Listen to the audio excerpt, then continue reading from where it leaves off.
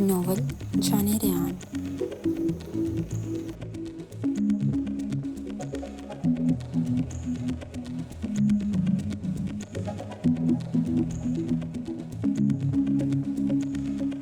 अस्कलम हयात nausea किस number 39। अपने कंधे पे छोटा सा बैग लटकाए, सर पे काली टोपी पहने वो आहिस्ता आहिस्ता छोटे कदम उठाते घर से बाहर निकली। जब जैसे ही वो घर से बाहर निकली, उसकी नज़र घर के बाहर खड़े गार्ड्स पे पड़ी, जो नहायत चौकन्ना अंदाज में इधर उधर चक्कर काट रहे थे। जिसे देख वो एकदम घबरा गई। उसने बेख्तियार अपनी उंगलियां मरोड़ी और 2 कदम पीछे हट गई। नहीं नहीं, अगर हबी को पता चल गया तो वो तो मुझे उल्टा ही लटका देंगे। वह दोनों हाथों से नफ़ी का इशारा करती हुई अपना इरादा तर्क करते पीछे को मुड़ी थी कि अचानक उसकी नज़र ऊपर कमरे की जानिब पड़ी, जहाँ वो संदिल दरवाज़ा बंद के गुस्से में बैठा था।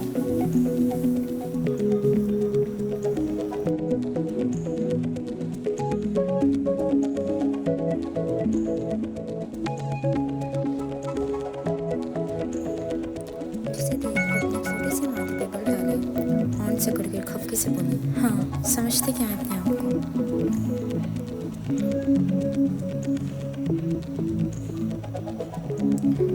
बस यही मेरा ख्याल रख सकते हैं, बस यही मुझे संभाल सकते हैं।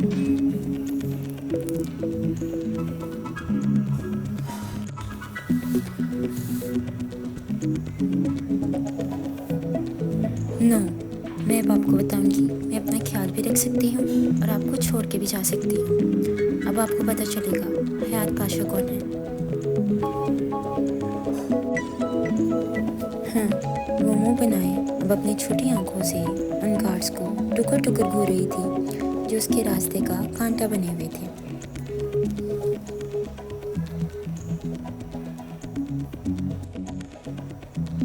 जिसे देख वो अपने छोटे से दिमाग पर जोर डालती अब कुछ सोचने में मसरूफ़ थी। जब काफ़ी देर सोचने के बाद उसके नन्हे से दिमाग की घंटी बजी थी।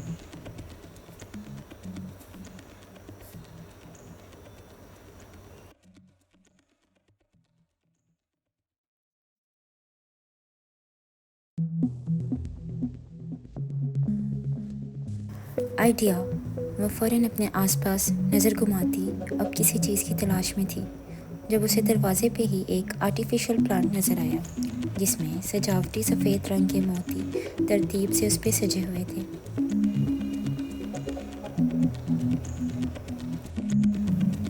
जिसे देख वो चहकते हुए अब उन मोती को उठाती अब खिड़की की तरफ उछाल गई थी।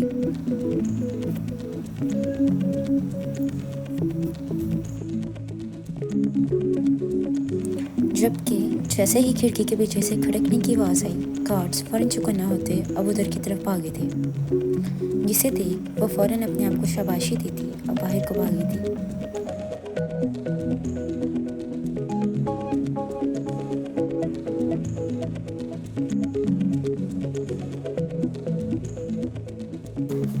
जबकि दूसरी तरफ रियान, जो हयात की शरारतों से तंग आकर अब अपने आप को पुरस्कून करने के लिए कुछ देर के लिए स्टडी रूम का रुख किए हुए था,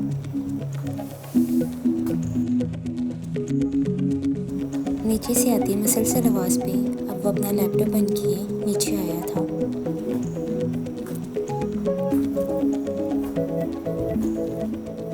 जब सामने अहमद और फातिमा चुपचाप एक साइड पे सर झुकाए खड़े थे, जबकि नूर बेगम परेशानी से इधर उधर चक्कर काटती अब घबराते हुए गार्ड्स को मुसलसल सुना रही थी।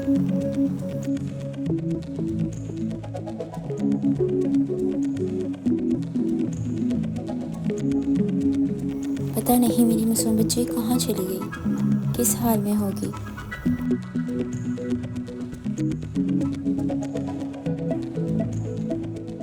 उसे तो किसी चीज़ का पता भी नहीं है, किधर होगी वो।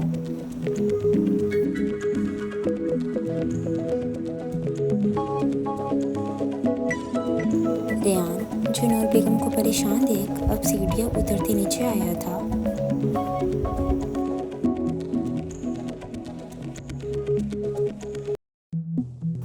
रियान को नीचे आते देख जहां गार्ड्स की हालत ख़राब हो रही थी, वहीं अहमद और फातिमा भी अब रियान को देख बेइख्तियार अपने कदम पीछे ले गए थे।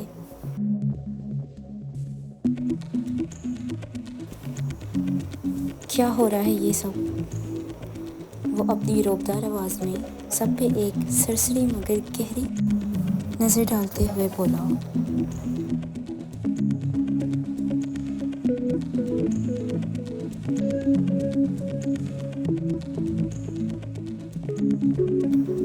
जहाँ रियान की सवाल पे गार्ड्स को तो अपने पैरों तले ज़मीन निकलती महसूस हो ही रही थी, वहीं नूर बेगम एक कहर भरी नज़र उस पर डालती वो अपना चेहरा मोड़ गई थी।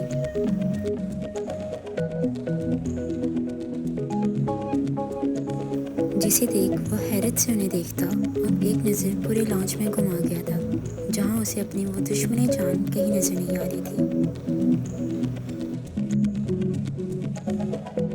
हयात किधर है? हयात को गायब देख वो हैरत भरे अंदाज में अब फातिमा से मुखातिब हुआ था। जबकि रियान की सवाल पूछने पे फातिमा फ़ौरन सर झुकाती अब अहमद को तिरछी नज़रों से देख रही थी।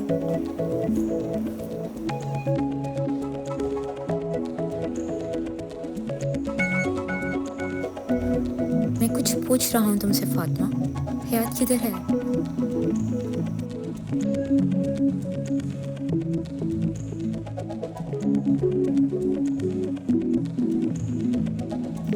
फातिमा के जवाब ना देने पे रियान अब धारते हुए सब पे एक नज़र डालते हुए बोला।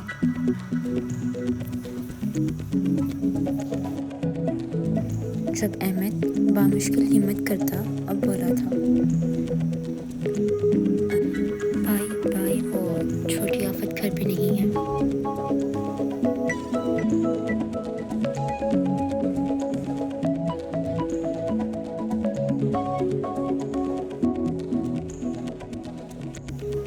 अहमद के जवाब पे रियान की भौहें तन गई थी।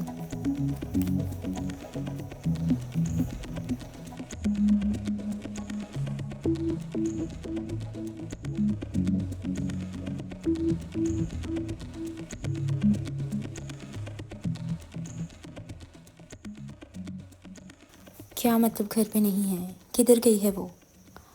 अब की बार उसकी तेज़ नज़रें सीधा गार्ड्स पे गई थी, जिसे देख एक गार्ड बामुश्किल अपनी कांपती आवाज़ में बोला था, सर वो मैम हमें गुमराह करके घर से फरार हो गई है। गार्ड की बात सुनते रियान का गुस्सा 7वें आसमान पे पहुंच गया था। उसकी गर्दन की नसें जैसे फटने को तैयार हो, वो मुठ्ठियाँ भींचे अब अपने आप पे जब्त करता महज इतना ही बोला था,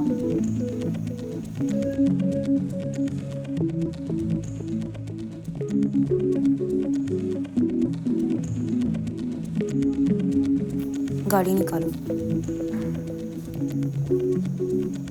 पर sir, I said take out the car, वो गुस्से से बोला था।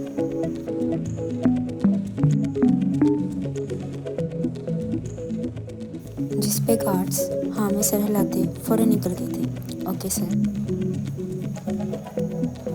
दूसरी तरफ हयात अपने छोटे छोटे कदम लेते घर से 10 मिनट की दूरी पे सीधा वफा के हॉस्टल जा पहुंची थी, जो उसकी कॉलेज के अलावा उसकी बेस्ट फ्रेंड भी थी।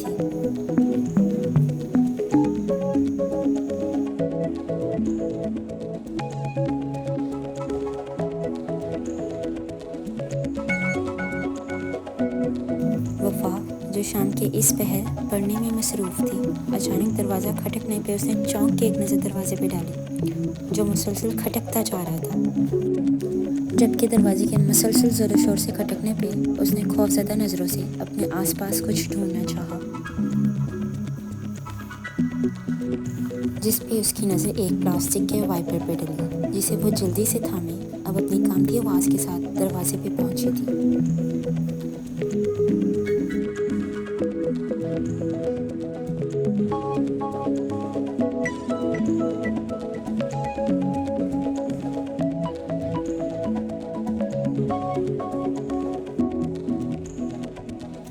कौन है?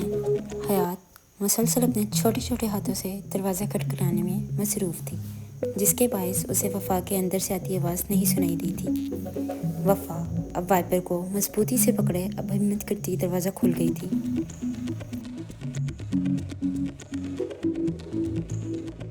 जबकि दरवाज़ा खोलते उसने हयात की तरफ अटैक करना चाहा था। वो तो हयात कुछ कदम पीछे खड़ी थी, जिसके बायस वो बच गई, वरना अभी तक तो वफ़ा के डंडे का बुरी तरह शिकार बन चुकी होती।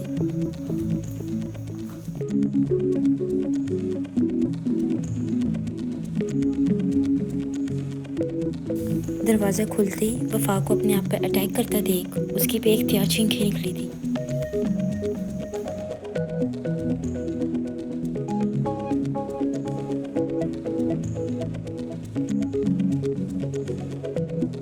जबकि जैसे ही वफ़ा ने हयात को देखा था, वह हैरत ज़दा होती अब डंडा नीचे फेंक के पुरजोश से उसे लिपट गई थी।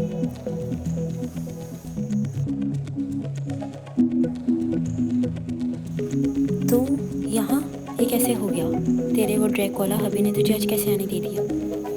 क्या मैं ख्वाब तो नहीं देख रही?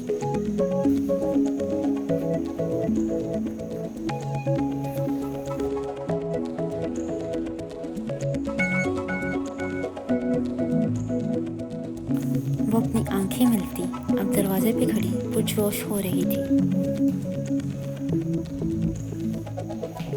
जबकि उसे अपने आप से मजबूती से लिपटा देख हयात अब्बा मुश्किलों से दूर होती सांस ले रही थी। पागल है क्या? सांस तो लेने दे, तब से दरवाज़ा खटखटा रही हूँ। वो अब अपना सांस बहाल करती बोली थी।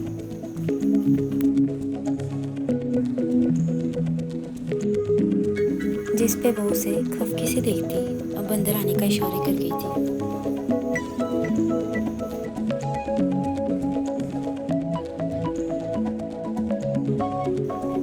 अंदर आती वो वफ़ा के बेड पे परेशान हो गई थी, जबकि वफ़ा तो अपना सर खुजाती बस यही सोचने में मसरूफ़ थी कि वो यहाँ आ कैसे गई। ये पहली दफ़ा था कि हयात आज खुद उसके घर आई थी, वरना तो हमेशा उसे मिलने जाना पड़ता था। वो भी रियान की जेलसी की वजह से उसे 5 फीट की दूरी पे उसे बैठना पड़ता था।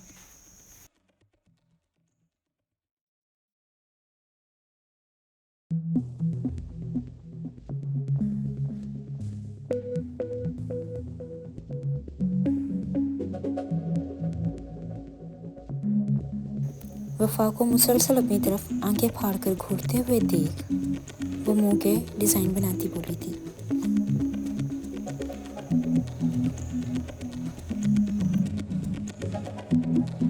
क्या है, पहली दफ़ा इतनी प्यारी लड़की देखी है?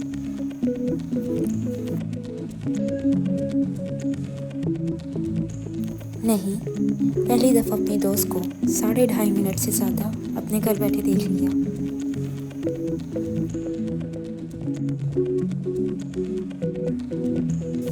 मैं तो अभी तक यही सोचने में मसरूफ़ हूँ कि तेरे वो हबी अभी तक यहाँ कैसे नहीं पहुँचे।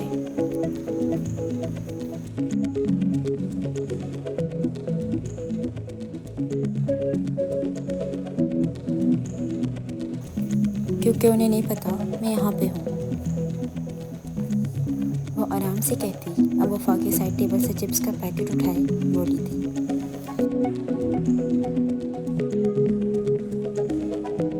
जबकि हयात के जवाब पे तो वफ़ा पूरा का पूरा मुंह खोले बस उसे देखती रह गई। क्या?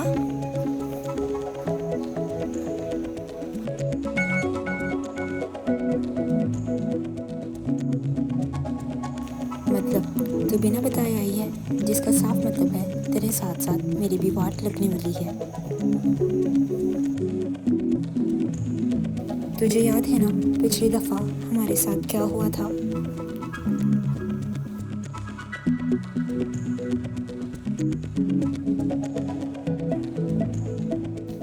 तू फिर बिना बताए मेरे घर आ टपकी।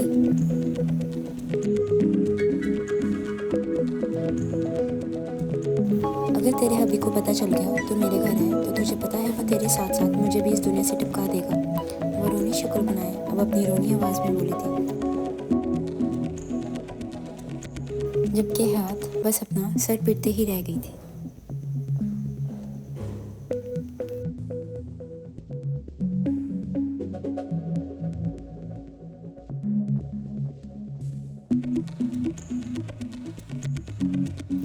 नहीं कुछ होगा, मैं हूं ना।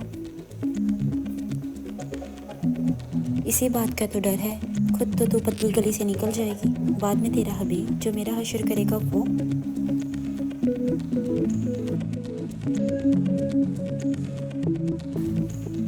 अभी तो मिशाल के किस्से पूरे कॉलेज में मशहूर हैं।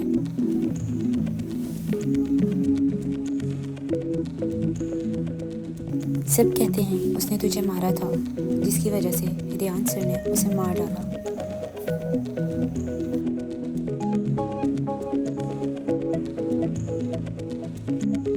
हयात जो मज़े से चिप्स खाने में मसरूफ़ थी, वफ़ा की बात सुनते वो एक सेकंड के लिए चौंक उठी थी।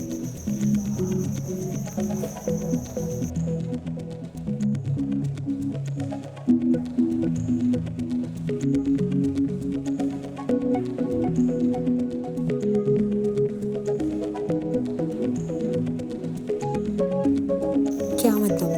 मैं अपने हबी से नाराज़ हूँ, इसका हर किसी मतलब नहीं है तो कुछ भी बोल देगी।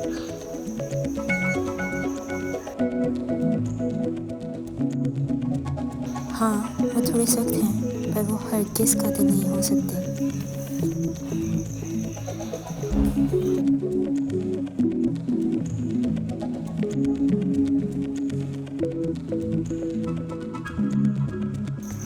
अगर तुम मुझे अपने घर नहीं रखना चाहती, ना रख, पर मैं हबी के खिलाफ एक लफ्ज़ नहीं सुनूँ। वो तकरीबन चीखने वाले अंदाज में बोलती, अब अपना बैग उठाए, अब निकलने को थी।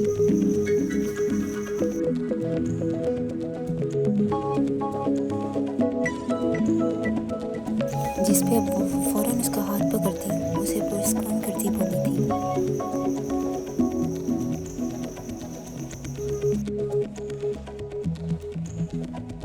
नहीं नहीं प्लीज़ तू कहीं मत जा, मैंने बस तुझे वही बताया जो मैंने कॉलेज में सुना था।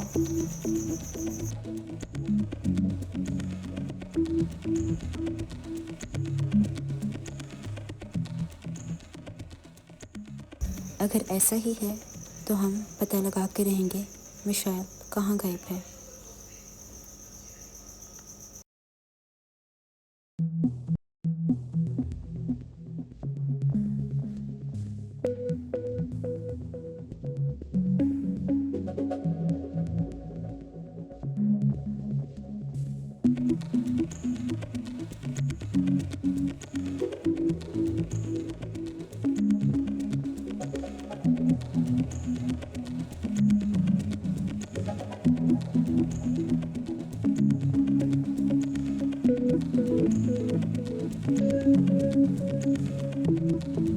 To be continued. Will Hayat discover the truth about Ryan's real identity, or Ryan will find Hayat?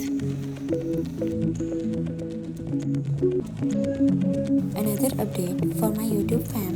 I will be uploading the episodes from the start on my other YouTube channel, where you can watch them for free. जाने रियान की starting से सारी episode मेरे दूसरे channel पे upload कर दी जाएगी.